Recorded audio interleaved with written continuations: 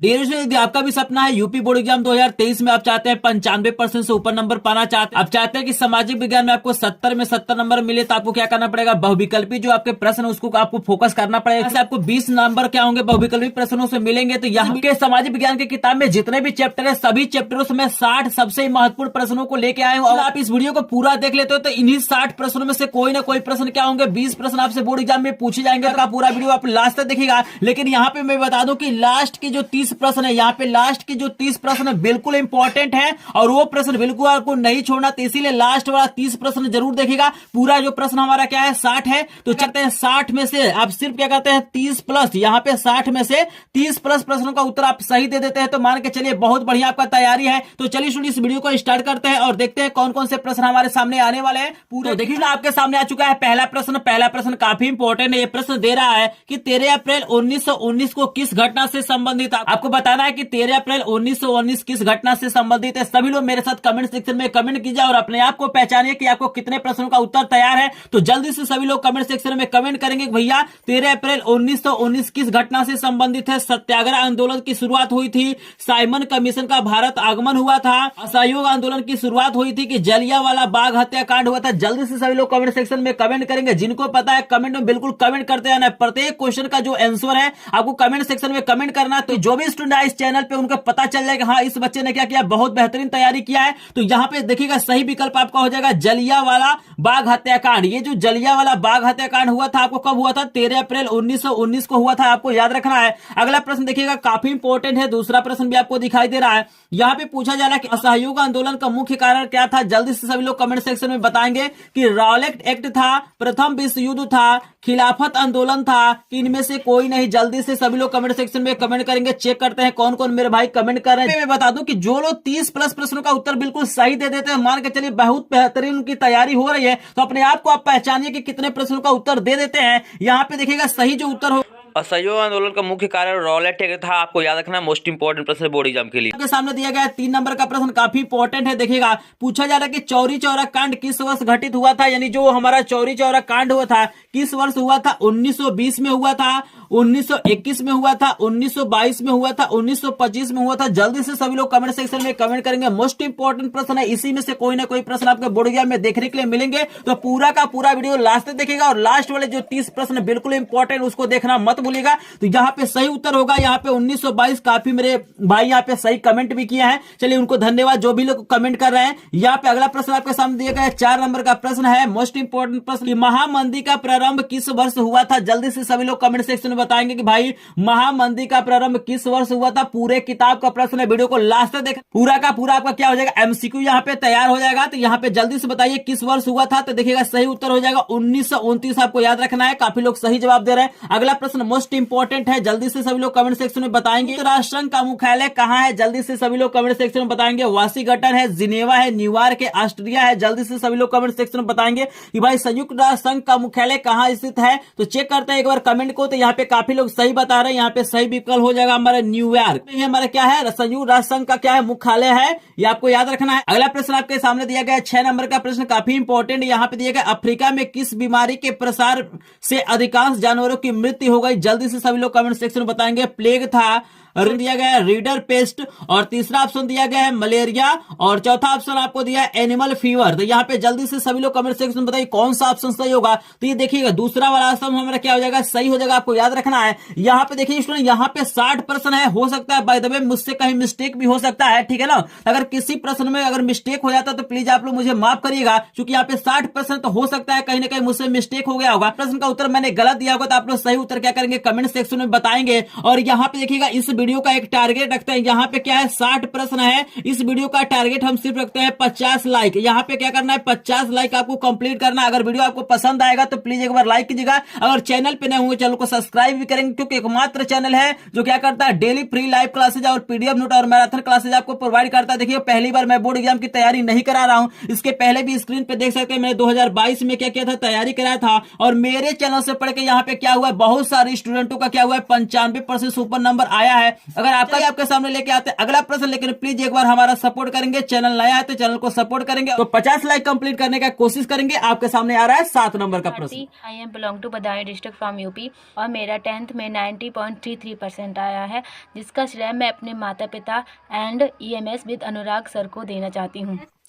तो देखिए ना, आपके सामने आ गया है 7 नंबर का प्रश्न। काफी इंपॉर्टेंट प्रश्न है। पूछा जा रहा है कि पंजाब में भूमि निम्नीकरण का मुख्य कारण क्या है। जल्दी से सभी लोग कमेंट सेक्शन में बताएंगे भाई पंजाब में भूमि निम्नीकरण का मुख्य कारण क्या। तो यहाँ पे आपको 4 ऑप्शन दिखाई दे रहा है, बताइए पहला ऑप्शन सही होगा कि दूसरा ऑप्शन होगा कि तीसरा होगा कि चौथा ऑप्शन होगा। जल्दी से सभी लोग कमेंट सेक्शन में बताइएगा। देखिएगा सही जो आपका उत्तर हो जाएगा अधिक सिंचाई हमारा क्या इसका कारण है, तो आपको याद रखना है कि तीसरा वाला ऑप्शन हमारा क्या है, सही है। अगला प्रश्न भी आपको दिखाई दे रहा है कि कपास की खेती के लिए कौन सी मृदा उपयुक्त होती है। जल्दी से सभी लोग कमेंट सेक्शन में बताएंगे कि भाई कपास की खेती के लिए कौन सी मृदा क्या होती है, उपयुक्त होती है। जल्दी से सभी लोग कमेंट सेक्शन में बताएंगे काली मृदा होती है, लाल मृदा होती है, जलोढ़ मृदा होती है, लेटराइट मृदा होती है। तो जल्दी से सभी लोग कमेंट सेक्शन में कमेंट करेंगे। देखिएगा सही उत्तर आपका हो जाएगा काली मृदा। जो काली मिट्टी होती है वो क्या होती है, कपास की खेती के लिए क्या होती है, बढ़िया मानी जाती है। अगला प्रश्न आपके सामने दिया गया है, इनमें से कौन सा संसाधन पुनः चक्रीय है। जल्दी से सभी लोग कमेंट सेक्शन में बताएंगे लोहा है, ज्वारी ऊर्जा है, पवन ऊर्जा है, पशुधन है। जल्दी से सभी लोग कमेंट सेक्शन में बताना कि भाई कौन पुनः चक्रीय है,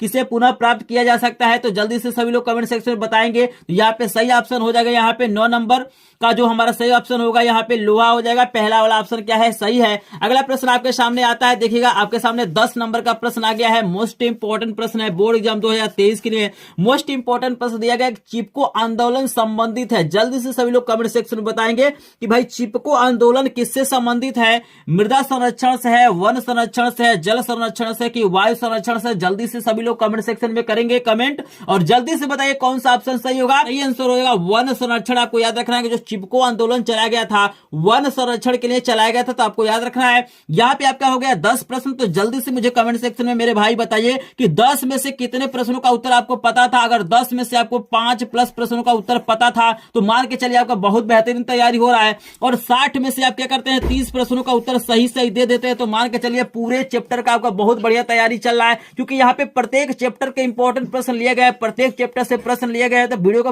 पूरा वॉच जरूर करेगा और टारगेट को एक बार पूरा करेंगे। 10 प्रश्न हो गया, 10 लाइक करने की कृपा करेंगे। चलिए आपके सामने आता अगला प्रश्न आपके सामने दिया गया है कि सुंदरवन राष्ट्रीय पार्क किस राज्य में स्थित है। जल्दी से सभी लोग कमेंट सेक्शन में बताइएगा असम में है, पश्चिम बंगाल में, उड़ीसा में कि मध्य प्रदेश में। जल्दी से बताना है कि सुंदरवन राष्ट्रीय पार्क किस राज्य में स्थित है। तो यहाँ पे काफी लोग सही बता रहे हैं, कुछ लोग गलत भी बता रहे हैं। सही आंसर होगा पश्चिम बंगाल। आपको याद रखना है कि पश्चिम बंगाल में ही हमारा क्या है, सुंदरवन राष्ट्रीय पार्क स्थित है। अगला प्रश्न आपके सामने दिया गया है मोस्ट इंपोर्टेंट प्रश्न। देखिएगा ये बोर्ड एग्जाम 2023 के लिए मोस्ट इंपोर्टेंट प्रश्न है कि भाई टिहरी बांध परियोजना किस राज्य में स्थित है। जल्दी से सभी लोग कमेंट सेक्शन में बताएंगे कि टिहरी बांध परियोजना किस राज्य में स्थित है। पंजाब में है, उत्तराखंड में है, गुजरात में है कि मध्य प्रदेश में। जल्दी से सभी लोग कमेंट सेक्शन में बताएंगे। यहाँ पे सही ऑप्शन आपका हो जाएगा उत्तराखंड। आपको यहाँ पे ऑप्शन नंबर 3 क्या हो जाएगा, करेक्ट हो जाएगा। आपको याद रखना है कि टिहरी बांध परियोजना किस राज्य में है, तो उत्तराखंड में है। प्रश्न आपके सामने दिया गया है 13 नंबर का प्रश्न, काफी इंपॉर्टेंट है। यहाँ पे पूछा जा रहा है कि भारत की पहली नदी घाटी परियोजना किस नदी पर बनाई गई। जल्दी से सभी लोग कमेंट सेक्शन में बताएंगे।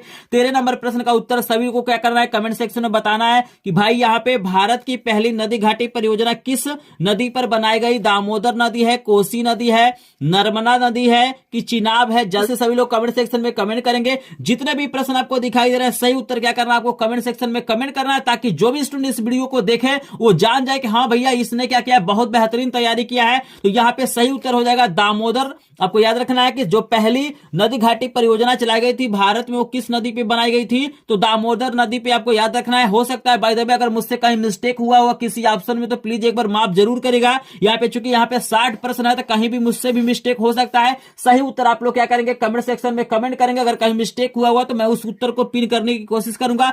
चलिए जल्दी से एक बार टारगेट को पूरा करेंगे। अगर पूरा का पूरा क्या करना है, बोर्ड एग्जाम की तैयारी करना हो, 95% से ऊपर नंबर पाना है कम समय में पढ़ के, तो चैनल को सब्सक्राइब जरूर करेंगे, क्योंकि एकमात्र चैनल जो आपको बिल्कुल फ्री में सब कुछ प्रोवाइड करता है और करता रहेगा। और जब तक आप क्या करेंगे पूरी की पूरी तैयारी नहीं कर लेंगे तब तक आपको क्लासेज प्रोवाइड करता रहेगा। तो चलिए आपके सामने लेके आते हैं 14 नंबर का प्रश्न। देखिए ना आपके सामने आ गया है 14 नंबर का प्रश्न, मोस्ट इंपोर्टेंट प्रश्न है। पूछ रहा है कि इनमें से कौन सी रबी फसल है। जल्दी से सभी लोग बताइए कि भाई चावल, मोटे अनाज, कपास और चना में कौन रबी की फसल है। जल्दी से सभी लोग कमेंट सेक्शन में कमेंट करेंगे। इस पे आपको 1-2 प्रश्न देखने के लिए बोर्ड एग्जाम में मिल जाएंगे। रबी की फसल, खरीफ की फसल, नकदी फसल, रिश्तेदार फसल, दानेदार फसल, इस पे आधारित कोई ना कोई प्रश्न देखने के लिए मिलेगा। तो जल्दी से इस प्रश्न का उत्तर तो सभी लोग जानते होंगे, सही उत्तर हो जाएगा चना। आपको याद रखना है चना हमारा क्या है, रबी की फसल है। अगला प्रश्न आपके सामने दिया गया है मेरे भाई कि इनमें से कौन सी रोपड़ फसल है, यानी किसको रोपा जाता है, गेहूं को, चना को, मूंगफली को कि गन्ना को। सभी लोग कमेंट सेक्शन में बताइएगा कि कौन सी ऐसी फसल है जो रोपड़ फसल के अंतर्गत आती है। तो देखिएगा सही ऑप्शन आपका हो जाएगा गन्ना।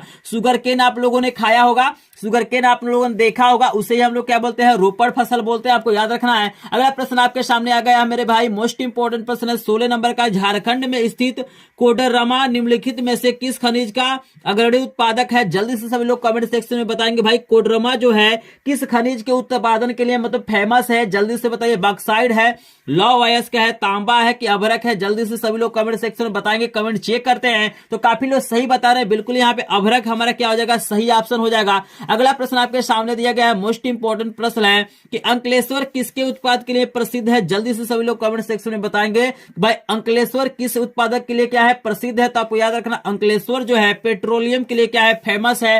ये भी मोस्ट इंपोर्टेंट प्रश्न है, हर साल इस प्रश्न को पूछा जाता है। अगला प्रश्न आपके सामने आ गया 18 नंबर का प्रश्न है कि निम्नलिखित में से किस वस्तु का निर्यातक भारत नहीं है। जल्द कमेंट सेक्शन में बताइए कि भाई यहाँ पे कौन सी ऐसी वस्तु है जिसका निर्यात क्या करता है, भारत नहीं करता है। कॉफी का, उर्वरक का, तंबाकू का कि चाय का। जल्दी से सभी लोग कमेंट सेक्शन में बताएंगे तो यहाँ पे सही उत्तर हो जाएगा, यहाँ पे उर्वरक हमारा क्या हो जाएगा, सही आंसर हो जाएगा। क्या करता है, भारत नहीं करता है। अगला प्रश्न 19 नंबर का प्रश्न आपके सामने दिया गया, भारत का सबसे लंबा राष्ट्रीय राजमार्ग NH कौन सा है। जल्दी से सभी लोग कमेंट सेक्शन में बताना है। NH44 है, NH8 है, NH11 है, NH88 है। जल्दी से सभी लोग कमेंट सेक्शन में बताएं कौन सा ऑप्शन यहाँ पे सही होगा। तो यहाँ पे काफी लोग सही कमेंट कर रहे हैं, प्लीज एक बार जरूर कमेंट करिएगा ताकि मुझे भी पता चल सके कि इस वीडियो को आपने लास्ट तक देखा है और आपको प्रश्न क्या होते हैं समझ में आते हैं। तो यहाँ पे सही आंसर हो जाएगा NH44, यानी NH44 हमारा क्या हो जाएगा, सबसे लंबा क्या है, राष्ट्रीय राजमार्ग है। आपको याद रखना है। अगला प्रश्न आपके सामने लेके आते हैं 20 नंबर का प्रश्न, लेकिन जल्दी से क्या करेंगे, चैनल पे नए हो चैनल को सब्सक्राइब करेंगे, वीडियो को लाइक नहीं किया तो वीडियो को लाइक करेंगे। आपके सामने आ गया 20 नंबर का प्रश्न। एंड आई एम फ्रॉम डडिया। मेरी क्लास 10th में 90.33% आए हैं एंड मैं इसका श्रेय अपने मम्मी पापा, स्कूल के सभी teachers and EMS with Anurag sir को देना चाहूँगी, क्योंकि उन्होंने हमारी स्टडी को लेकर हमारी बहुत ही ज़्यादा सपोर्ट की है, बहुत ही ज़्यादा हेल्प की है। तो देखिए सर आपके सामने आ गया है 20 नंबर का प्रश्न, मोस्ट इंपोर्टेंट प्रश्न है। कह रहा है कि ये प्रश्न कह रहा है कि श्रीलंका स्वतंत्र राष्ट्र कब घोषित हुआ। जल्दी से आपको कमेंट सेक्शन में बताना भाई श्रीलंका जो है स्वतंत्र राष्ट्र कब घोषित हुआ, 1947 में, 1950 में, 1948 में कि 1945 में। जल्दी से सभी लोग कमेंट सेक्शन में बताएंगे। तो यहाँ पे मैं देख पा रहा हूँ काफी लोग सही कमेंट कर रहे हैं, तो यहाँ पे बिल्कुल सही आंसर हो जाएगा। 1948 में क्या हुआ था, श्रीलंका स्वतंत्र राष्ट्र घोषित हुआ था। अगला प्रश्न आपके सामने दिया गया है कि श्रीलंका में निम्नलिखित में से कौन सा बहुसंख्यक वर्ग है। जल्दी से सभी लोग कमेंट सेक्शन में बताएंगे, तमिल है, ईसाई है, सिंहली है कि मुस्लिम है। जल्दी से सभी लोग कमेंट सेक्शन में बताएगा तो सही आंसर हो जाएगा सिंहली हमारा क्या है, जो हमारा बहुसंख्यक वर्ग है क्या है, श्रीलंका में पाया जाता है। आपको याद रखना। अगला प्रश्न आपके सामने दिया गया है, मोस्ट इंपोर्टेंट प्रश्न है, भारत में पंचायती राज्य की स्थापना कब हुई थी, 1980 में, 1990 में, 1992 में कि 2004 में। जल्दी से सभी लोग कमेंट सेक्शन में बताएंगे। यहाँ पे सही उत्तर काफी लोग सही बता रहे हैं, यहाँ पे 1992 हमारा क्या हो जाएगा, सही आंसर हो जाएगा। इसी में क्या हुआ था, पंचायती राज की स्थापना हुई थी।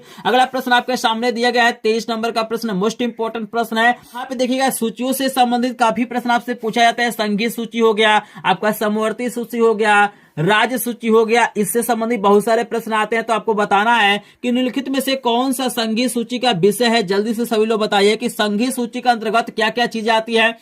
रक्षा आता है कि व्यापार होता है कि कृषि आता है कि शिक्षा आता है। जल्दी से सभी लोग कमेंट सेक्शन में बताएंगे तो यहाँ पे सही ऑप्शन हो जाएगा रक्षा। यहाँ पे रक्षा जो हमारा है वो क्या होता है, संगीत सूची का अंतर्गत आता है। अगला प्रश्न आपके सामने दिया गया है 24 नंबर का प्रश्न है, मोस्ट इंपोर्टेंट प्रश्न दिया गया है कि अमेरिका सामाजिक विभाजन के कारण कौन थी, अमीर और गरीब था, आधुनिक एवं रूढ़िवादी था, श्वेत और अश्वेत था, इनमें से कोई नहीं। सभी लोग बताइएगा। यहाँ पे तीसरा वाला ऑप्शन क्या हो जाएगा, सही हो जाएगा। आप लोग चैप्टर पढ़े होंगे तो इसका आसानी से उत्तर आप लोग जानते हैं। तो कितने लोग कमेंट सेक्शन में बताएंगे कि कौन कौन क्या किया। ये चैप्टर अच्छे से पढ़ा है, चूंकि अंग्रेजी में इस चैप्टर से बहुत सारे प्रश्न आपसे पूछे जाते हैं। तो यहाँ पे श्वेत और अश्वेत हमारा क्या हो जाएगा, सही आंसर हो जाएगा। तो जिनको भी 24 प्रश्न समझ में आ गया प्लीज एक बार वीडियो को लाइक करिएगा। अभी तक आपने क्या किया, 24 लाइक का टारगेट नहीं पूरा किया तो प्लीज एक बार टारगेट को पूरा करेंगे। चैनल पर नए हो चैनल को सब्सक्राइब सब्सक्राइब करेंगे और वीडियो को लाइक जरूर करेंगे। आपका लाइक हमें क्या करता है, मोटिवेट करता है। अगर आप लाइक करते हैं, शेयर करते हैं, सब्सक्राइब करते हैं तो हम लोग मोटिवेट होते हैं और अच्छे और बेहतरीन क्वालिटी के कंटेंट बनाने की कोशिश करते हैं। और मैं मां सरस्वती से कामना करूंगा कि जितने भी स्टूडेंट मेरे चैनल से क्या हो रहा है, पढ़ रहे हैं, उनका बोर्ड एग्जाम 2023 में 95% से ऊपर नंबर लाए। अगर आप भी मां शारदे से प्रेम करते हैं, आप भी चाहते हैं कि मां शारदे का आशीर्वाद आप पे बना रहे, तो प्लीज एक बार चैनल पे नए हो, चैनल को सब्सक्राइब करेंगे, वीडियो को क्या करेंगे, लाइक करेंगे और शेयर करने की जरूर कोशिश। आपने क्या किया, अभी तक ग्रुप को ज्वाइन नहीं किया तो ग्रुप को ज्वाइन करिए, क्योंकि जो भी मैं प्रश्न बताता हूं, जैसे ये प्रश्न आपको बता रहा हूं, तो इसका भी पीडीएफ आपको मैं क्या करूंगा, सेंड कर दूंगा ग्रुप में। और ऑलरेडी मैंने क्या किया है, सभी विषयों का क्या किया, इंपॉर्टेंट प्रश्न जो भी मैंने पढ़ाया है, लाइव पढ़ाया, चाहे यहाँ पे वीडियो ऑफलाइन डाला है, सबको मैंने क्या किया है, पीडीएफ के रूप में सेंड कर दिया। तो आप लोग देर मत कीजिए, क्योंकि बहुत कम जगह है, जल्दी से जल्दी ग्रुप को ज्वाइन कीजिएगा। तो चलिए आपके सामने लेके आते हैं 25 नंबर प्रश्न। लेकिन एक बार जल्दी से कमेंट सेक्शन में बताइएगा कि 24 में से कितने प्रश्नों का उत्तर आपको पता था। और यहाँ पे 24 में से 15 प्लस प्रश्नों का उत्तर पता था, तो मान के चलिए बहुत बेहतरीन तैयारी। पूरे किताब का प्रश्न है तो पूरा का पूरा वीडियो जरूर देखिएगा। सामने हम लेके आ रहे हैं 25 नंबर का प्रश्न। तो देखिए ना, आपके सामने आ गया है 25 नंबर का प्रश्न कह रहा है कि भारत में यहाँ औरतों के लिए आरक्षण की व्यवस्था है। जल्द आपको बताना है कि भारत में कहाँ पे औरतों के लिए क्या है, आरक्षण की व्यवस्था है। लोकसभा में, विधानसभा में, मंत्रिमंडल में, पंचायती राज की संस्थाएं। जल्दी से सभी लोग कमेंट सेक्शन में बताइए कि कहाँ पे आरक्षण दिया जाता है। तो आपको याद रखना है कि चौथा वाला विकल्प हमारा सही है। यहाँ पे पंचायती राज की संस्थाएं क्या होती हैं, औरतों को आरक्षण देती है, आपको याद रखना है। अगला प्रश्न आपके सामने दिया गया 26 नंबर का प्रश्न है कि नर्मदा बचाओ आंदोलन किससे संबंधित है। जल्दी से सभी लोग कमेंट सेक्शन में बताएंगे कि भैया सतलुज बांध से संबंधित है, हीराकुंड बांध से संबंधित है, नागा अर्जुन बांध से संबंधित है, सरदार सरोवर बांध से संबंधित है। तो एक बार सभी लोग कमेंट सेक्शन में कमेंट करेंगे। यहाँ पे सही उत्तर आपका हो जाएगा चौथा वाला, सरदार सरोवर बांध से क्या है, हमारा नर्मदा बचाओ आंदोलन संबंधित है। अगला प्रश्न आपके सामने दिया गया मोस्ट इंपोर्टेंट प्रश्न है, 27 नंबर का प्रश्न है कि नेपाल में लोकतंत्र की स्थापना हुई है। आपको बताना है कि भाई नेपाल में किस सन में क्या हुआ है, लोकतंत्र की स्थापना हुई है। 2005 में, 2006 में, 2008 में, 2015 में। सभी लोग कमेंट सेक्शन में बताएंगे तो सही ऑप्शन हो जाएगा 2008 में क्या हुआ है, नेपाल में लोकतंत्र की स्थापना हुई है। अगला प्रश्न आपको दिया गया 28 नंबर का प्रश्न देखिएगा, मानव अधिकार दिवस कब मनाया जाता है। जल्दी से सभी लोग कमेंट सेक्शन में बताएंगे कि भाई मानव अधिकार दिवस कब मनाया जाता है। 10 दिसंबर को मनाया जाता है, 14 नवंबर को मनाया जाता है, 5 सितंबर को मनाया जाता है, 15 अगस्त को मनाया जाता है। जल्दी से सभी लोग बताएंगे तो बिल्कुल सही आंसर हो जाएगा 10 दिसंबर को हम लोग क्या करते हैं, मानव अधिकार दिवस क्या करते हैं, मनाते हैं। अगला प्रश्न आपके सामने है 29 नंबर का प्रश्न दिया गया है कि भारत में मताधिकार की आयु क्या है, मतलब कितने वर्ष के आदमी हो जाता है तो क्या करता है, वोट दे सकता है, मतदान कर सकता है। तो जल्दी से बताइए, मोस्ट इंपोर्टेंट प्रश्न है, बिल्कुल आसान प्रश्न है। आई थिंक सभी लोग जानते होंगे, मैं देख भी पा रहा हूं कि सभी लोग क्या कर रहे हैं, सही कमेंट कर रहे हैं। तो यहाँ पे सही उत्तर हो जाएगा 18 वर्ष का जब आदमी हो जाता है या उसके ऊपर आता है तो क्या कर सकता है, मतदान कर सकता है। अगला प्रश्न दिया गया है 30 नंबर का प्रश्न, मोस्ट इंपोर्टेंट है भाई मेरे, देख लीजिएगा। राजनीति एक यहाँ पे छोड़ दिया गया जगह आपको बताना है का क्षेत्र है, संभावनाओं का क्षेत्र है, विकल्पों का क्षेत्र है, प्रयासों का क्षेत्र है कि ये सभी। जल्दी से सभी लोग कमेंट सेक्शन में बताएंगे तो सही ऑप्शन हो जाएगा संभावनाओं। आपको याद रखना है राजनीति एक संभावनाओं का क्या है, क्षेत्र, आपको याद रखना। अगला प्रश्न देखिएगा 30 नंबर के बाद से जो भी प्रश्न आएंगे, देखिएगा 30 नंबर प्रश्न के बाद से जो भी प्रश्न आएंगे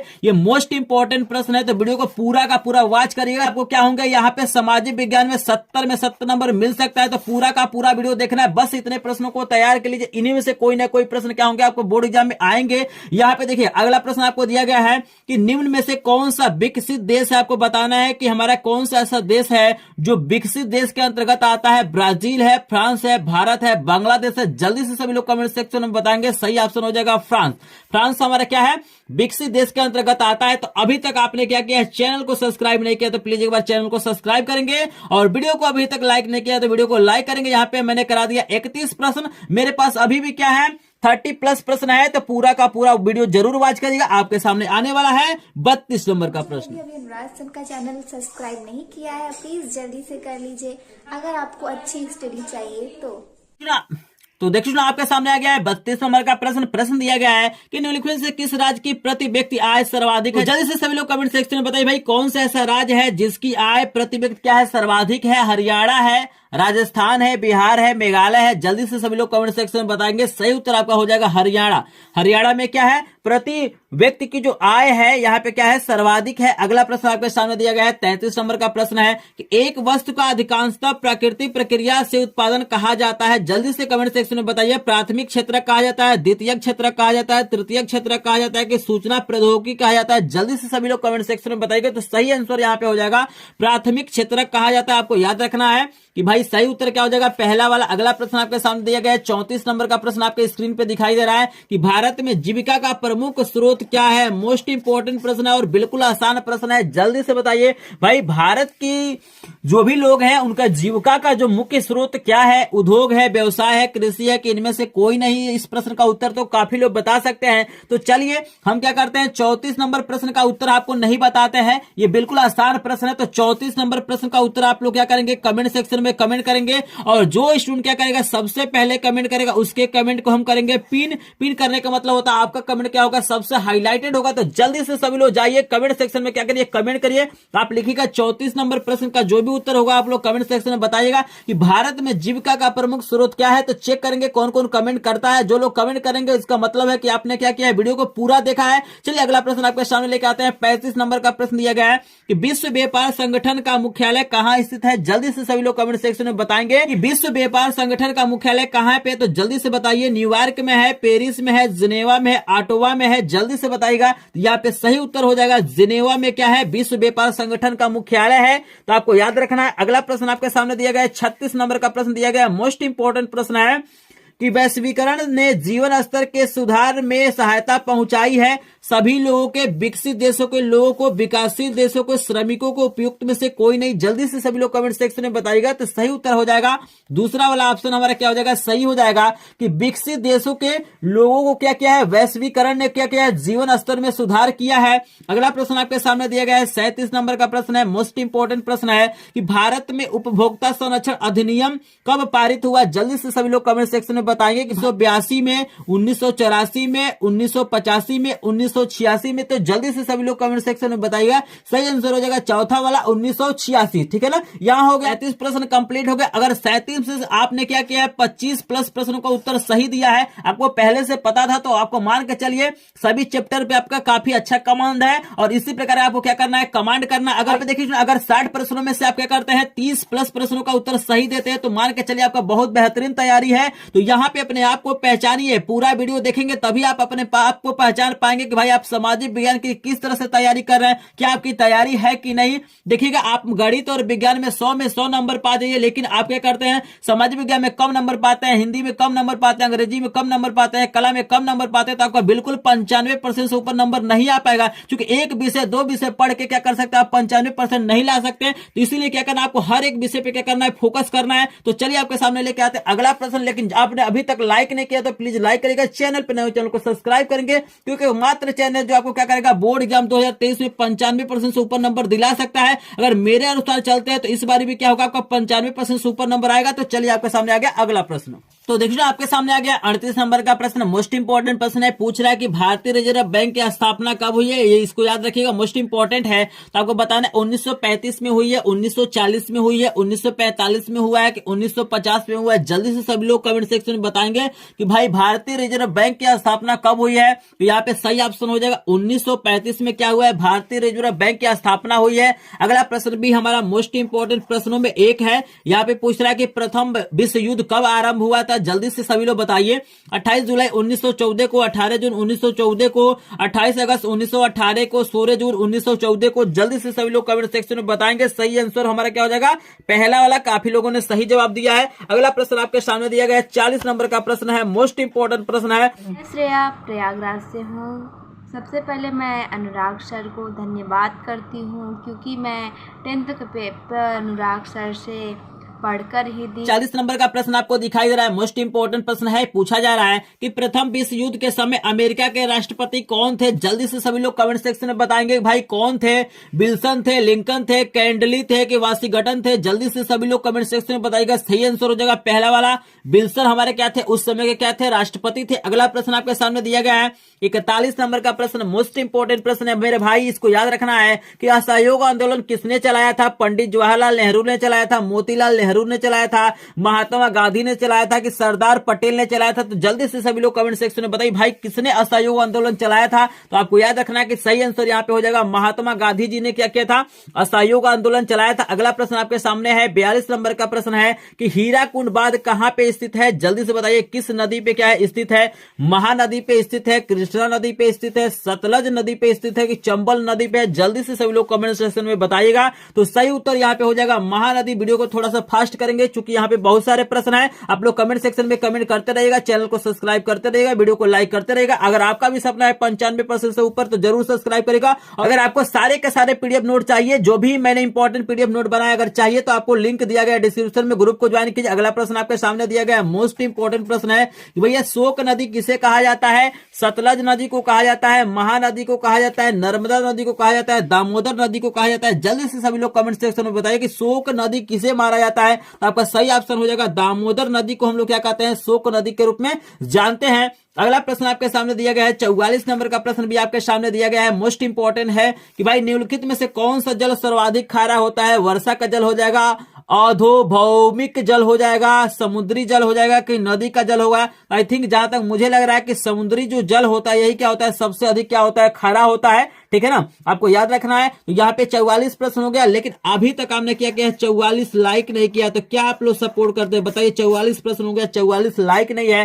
तो यहाँ पे जो लोग कंजूसी किए हैं जल्दी से एक बार वीडियो को क्या करेंगे, लाइक करेंगे, क्योंकि आपका लाइक है हमारा क्या होता है, मोटिवेशन होता है। आपको तो लाइक करने से कुछ नहीं मिलता है, लेकिन हमें क्या होता है, बहुत कुछ मिलता है। आपका प्यार मिलता है, आपका सपोर्ट मिलता है। अगर यदि आप इस चैनल से प्रेम करते हैं, आपको लग रहा है कि सर जो प्रश्न बता रहे हैं इंपॉर्टेंट है, ऐसे मतलब प्रश्न हमारे बोर्ड एग्जाम में आते हैं, इससे आपको कुछ लाभ मिल रहा है, कुछ नॉलेज मिल रहा है, तो प्लीज एक बार वीडियो को लाइक कीजिएगा। और चैनल पे नए हो तो चैनल को सब्सक्राइब जरूर करेगा। यहाँ पे आपको पूरा का पूरा बोर्ड एग्जाम की तैयारी कराया जाएगा। और इस बार भी टारगेट मेरा यही है कि आपका नंबर क्या हो जाए, 95% से ऊपर आए। तो चलिए स्टूडेंट आपके लिए लेके आता है 45 नंबर का प्रश्न। आपके सामने आ गया है 45 नंबर का प्रश्न, काफी इंपोर्टेंट प्रश्न। यहाँ पे पूछा जा रहा है कि निम्न वृक्षों में से कौन सा वृक्ष सदाबहार वृक्षों की श्रेणी में आता है? जल्दी से सभी लोग कमेंट सेक्शन में बताएंगे कि कौन सा ऐसा वृक्ष है जो सदाबहार वृक्षों की श्रेणी में आता है। महोगनी है, साल है, शीशम है कि बबूल है? जल्दी से सभी लोग कमेंट सेक्शन में कमेंट करेंगे। यहाँ पे देखिएगा सही उत्तर आपका हो जाएगा महोगनी। जो हमारा वृक्ष है, आप लोग गूगल वगैरह पे सर्च करके इसके बारे में पढ़ सकते हैं। ये क्या होता है, सदाबहार वृक्षों की श्रेणी में आता है, आपको याद रखना है। अगला प्रश्न आपको दिया गया है कि भारत में सबसे ज्यादा वन किस राज्य में पाए जाते हैं? जल्दी से सभी लोग कमेंट सेक्शन में बताइए कि कौन सा ऐसा राज्य है जहाँ पे सबसे ज्यादा वन पाए जाते हैं। जल्दी से सभी लोग बताइए। झारखंड है, अंडमान निकोबार है, छत्तीसगढ़ है कि उत्तरांचल है? जल्दी से सभी लोग कमेंट सेक्शन में बताएंगे। तो सही उत्तर हो जाएगा छत्तीसगढ़। यहाँ पे करेक्ट ऑप्शन हो जाएगा तीसरा वाला। आपके सामने दिया गया कि काजीरंगा राष्ट्रीय उद्यान कहां पे स्थित है? मोस्ट इंपोर्टेंट प्रश्न ये भी है। तो सही इसका उत्तर हो जाएगा असम। असम में हमारा क्या है, काजीरंगा राष्ट्रीय उद्यान क्या है, स्थित है। आपको सही आंसर मिल गया। अगला प्रश्न आपके सामने दिया 48 नंबर का प्रश्न है कि परमाणु शक्ति का महत्वपूर्ण केंद्र कहां स्थित है? जल्दी से सभी लोगों को कमेंट सेक्शन में बताना है कि भैया परमाणु शक्ति का महत्वपूर्ण केंद्र कहां है। नागपुर में है, कोल्हापुर में है, तारापुर में है कि कोलकाता में है? तो देखिएगा इस प्रश्न में थोड़ा सा मुझे कंफ्यूजन है। ठीक है ना, फिलहाल जो सही आंसर है मैं आपको बता देता हूं, कोलकाता। ये मेरे तरफ से आंसर है, आप लोग इसको कंफर्म कर लीजिएगा। अगर प्रश्न का उत्तर गलत मैंने बताया तो एक बार कमेंट सेक्शन में जरूर कमेंट करिएगा। जहां तक मुझे लग रहा है कि इसमें थोड़ा सा मुझे कंफ्यूजन लग रहा है प्रश्न में। ठीक है ना, तो जो लोग इस चैप्टर को पढ़े होंगे एक बार जरूर बताएंगे कि सही उत्तर क्या होगा। ऑप्शन के अनुसार आपको बताना है, अलग से नहीं बताना। जो ऑप्शन दिया है इसमें से कौन सा ऑप्शन सही होगा, तो यहाँ पे कोलकाता मैंने आपको बता दिया। बाकी आप लोग कमेंट सेक्शन में अपनी राय जरूर। अगला प्रश्न आपके सामने दिया गया 49 नंबर का प्रश्न है कि भाई अंकलेश्वर किस लिए प्रसिद्ध है? कोयला के लिए, परमाणु ऊर्जा के लिए, पेट्रोलियम के लिए कि तापीय शक्ति के लिए? ये प्रश्न पहले आया था, तो यहाँ पे सही उत्तर हो जाएगा पेट्रोलियम। आप याद रखिएगा, ये मोस्ट इंपोर्टेंट प्रश्न है कि अंकलेश्वर किस लिए प्रसिद्ध है। अगला प्रश्न आपके सामने आ गया 50 नंबर का प्रश्न। देखिएगा मेरे भाई आ गया है कि कोलार सोने की खान कहाँ स्थित है? आपको बताना है कि महाराष्ट्र में है, तमिलनाडु में, आंध्र प्रदेश में, कर्नाटक में? तो सही उत्तर हो जाएगा कर्नाटक। हमारा क्या हो जाएगा, सही आंसर हो जाएगा। कोलार सोने की जो खान है वो कहाँ पे स्थित है? कर्नाटक में स्थित है। आपका हो गया 50 नंबर का प्रश्न हो गया। यहाँ पे 10 प्रश्न और है, मोस्ट इंपोर्टेंट प्रश्न है, तो वीडियो को पूरा का पूरा वॉच कीजिएगा। और आपने क्या किया, अभी तक 50 लाइक कंप्लीट नहीं किया। देखिएगा यहाँ पे 50 प्रश्न हो गया। अगर आप लोगों ने क्या किया, एक लाइक किया होगा तो यहाँ पे क्या होंगे, 50 लाइक कंप्लीट हो गए होंगे। तो यहाँ पे अभी भी देख सकते हैं आप लोग 50 लाइक कंप्लीट नहीं हो। तो प्लीज अगर आपको प्रश्न इंपॉर्टेंट लगा है, आपको लगा है कि सर बहुत मेहनत करके इस वीडियो को बनाया, तो मुझे क्या करना पड़ता है, पहले प्रश्न को ढूंढना पड़ता है, प्रश्न को लिखना पड़ता है, उसके बाद से रिकॉर्ड करना पड़ता है, उसके बाद एडिट करना पड़ता है, तब जाके आपके लिए हम क्या करते करते हैं प्रश्न लेके आते हैं। अगर आप लोग लाइक नहीं करेंगे, चैनल को सब्सक्राइब नहीं करेंगे, वीडियो को शेयर नहीं करेंगे, वॉच नहीं करेंगे, तो बताइए हम लोग कैसे मोटिवेट होगा, किस तरह से आपको वीडियो प्रोवाइड करेंगे। अगर आप लाइक करेंगे, टारगेट को पूरा करेंगे, तभी हमें क्या होता है, मोटिवेशन मिलता है। और हम लोग क्या करते हैं, 50 नहीं 100 प्रश्नों को क्या करते हैं, एक साथ पढ़ाते हैं। यहाँ पे आप सोच सकते हैं एक वीडियो जो बनाता है कितना समय उसे लगता है। तो प्लीज एक बार लाइक जरूर करेंगे, चैनल नया है चैनल को सपोर्ट जरूर करेंगे। तो चलिए आपके सामने लेके आते हैं अगला क्वेश्चन। आपके सामने आ गया 51 नंबर का प्रश्न, मोस्ट इंपोर्टेंट प्रश्न है कि हेमेटाइट का संबंध किस खनिज से है। आपको बताना है कि जो हेमेटाइट है वो किस खनिज का क्या है, अयस्क का है। जल्दी से सभी लोग कमेंट सेक्शन में बताइए, तांबे का है, सोने का है, बक्साइड का है कि लौह का है। जल्दी से सभी लोग कमेंट सेक्शन में बताइएगा, सही आंसर हो जाएगा लौह अयस्क से संबंधित है। जो हेमेटाइट है वो हमारा क्या है, लौह अयस्क से क्या है संबंधित। आप लोग याद रखें। अगला प्रश्न आपके सामने दिया है, कपास की खेती के लिए कौन सी मृदा उपयुक्त होती है। ये भी प्रश्न पहले आया था, मैंने कुछ एक्स्ट्रा भी प्रश्न ले लिया ताकि आपको पूरा का पूरा 60 प्रश्न क्लियर हो जाए। यहाँ पे देखिए सही उत्तर हो जाएगा काली मिट्टी। ये भी प्रश्न लगातार पूछा जाता है कि भाई कपास की खेती के लिए किस प्रकार की मिट्टी की आवश्यकता होती है, तो काली मिट्टी की आवश्यकता होती है, आपको याद रखना है। अगला प्रश्न आपके सामने दिया गया है 53 नंबर का प्रश्न, निम्नलिखित में से कौन सा एक संभावित संसाधन है। जल्दी से सभी लोग कमेंट सेक्शन में बताएंगे कि कौन सा ऐसा संसाधन है जो क्या है संभावी है। तो सही उत्तर आपका हो जाएगा यहाँ पे पवन ऊर्जा क्या है हमारा संभावित संसाधन, आपको याद रखना। अगला प्रश्न आपके सामने मोस्ट इंपोर्टेंट दिया गया है कि टाइगर प्रोजेक्ट किस वर्ष आरंभ किया गया है। जल्दी से सभी लोग कमेंट सेक्शन में बताएंगे, 1973 में, 1980 में, 1975 में, 1989 में। तो सही उत्तर आपके सामने हो जाएगा 1973 में क्या किया गया, टाइगर प्रोजेक्ट की आरंभ किया गया। अगला प्रश्न आपके सामने दिया है कि लिखित में से कौन खरीफ की फसल है, चना है, धान है, कपास है, दूसरा या तीसरा दोनों है। तो यहाँ पे देखिएगा चौथा ऑप्शन बिल्कुल करेक्ट हो जाएगा, हमारा धान और कपास दोनों क्या है खरीफ के फसल के अंतर्गत आता है। आई होप इतना प्रश्न आपको समझ में आ रहा होगा। एक बार फिर से रिक्वेस्ट करेंगे, अगर आपका भी सपना होगा बोर्ड एग्जाम में 95% से ऊपर नंबर पाने का, अगर आपका भी सपना है कि कम समय में पढ़ के बोर्ड एग्जाम की पूरी तैयारी करना है, तो प्लीज चैनल को सब्सक्राइब जरूर करेगा। इसके पहले देखिएगा मैंने पढ़ाया। अगला प्रश्न आपके सामने दिया गया है कि 1789 में फ्रांस किस प्रकार का राज्य था। जल्दी से सभी लोग कमेंट सेक्शन में बताएं, असीमित राजतंत्र था, सीमित राजतंत्र था, प्रजातंत्र था, गणतंत्र था। तो सही उत्तर आपका हो जाएगा दूसरा वाला सीमित राजतंत्र हमारा क्या हो जाएगा, सही आंसर हो जाएगा। अगला प्रश्न आपके सामने दिया है, नेपोलियन का संबंध किस देश से था। जल्दी से सभी लोग बताइएगा, यह भी प्रश्न काफी इंपॉर्टेंट है, कई बार पूछा जाता है कि भाई नेपोलियन का जो संबंध किस देश से था, जर्मनी से था, फ्रांस से था, इटली से था, इंग्लैंड से। तो सही आंसर यहाँ पे हो जाएगा फ्रांस। काफी लोग सही जवाब दे रहे हैं। अगला प्रश्न आपके सामने दिया गया है, मोस्ट इंपोर्टेंट प्रश्न है, 2 बार ये प्रश्न आ चुका है कि भैया असहयोग आंदोलन का मुख्य कारण क्या था। रॉलेट एक्ट था, प्रथम विश्व युद्ध था, इनमें से कोई नहीं था कि खिलाफत आंदोलन। असहयोग आंदोलन का मुख्य कारण हमारा रॉलेट एक्ट था, आपको याद रखना है, मोस्ट इंपोर्टेंट प्रश्न बोर्ड एग्जाम 61 नंबर का प्रश्न दिया गया है कि महात्मा गांधी दक्षिण अफ्रीका से कब वापस आए थे। जल्दी से सभी लोग कमेंट सेक्शन में कमेंट करेंगे। यहाँ पे 61 नंबर प्रश्न का आपको क्या करना, उत्तर कमेंट सेक्शन में बताना है कि भैया महात्मा गांधी दक्षिण अफ्रीका से वापस कब आए थे, 1914 में, 1915 में, 1918 में, 1919 में। तो इस प्रश्न का उत्तर आप 61 नंबर प्रश्न का उत्तर जरूर कमेंट कीजिएगा, जिससे मुझे पता चलेगा कि आपने क्या किया है, वीडियो को अंत तक देखा है। चूंकि 61 नंबर हमारा लास्ट प्रश्न है, तो अगर आप इस प्रश्न का उत्तर करते हैं, कमेंट करते हैं, तो मैं क्या करूंगा, अन्य प्रकार के प्रश्नों का भी क्या करूंगा, वीडियो बनाऊंगा। और प्रत्येक चैप्टर का मैं इंपॉर्टेंट प्रश्न कराता हूं लाइव क्लासेस में, तो आप लाइव क्लासेस ज्वाइन जरूर करेगा। अगर आपने अभी तक लाइक नहीं किया तो प्लीज एक बार लाइक करिएगा, चैनल पे नए हो चैनल को सब्सक्राइब करेंगे। वीडियो कैसा लगा, क्या क्या प्रश्न में गलती हुआ है, क्या क्या सही है, आप लोग कमेंट सेक्शन में अपनी राय जरूर दीजिएगा। तो मिलते हैं नेक्स्ट वीडियो में, तब तक के लिए आपका धन्यवाद। जो ने भी अभी अनुराग सर का चैनल सब्सक्राइब नहीं किया है, प्लीज जल्दी से कर लीजिए। अगर आपको अच्छी स्टडी चाहिए तो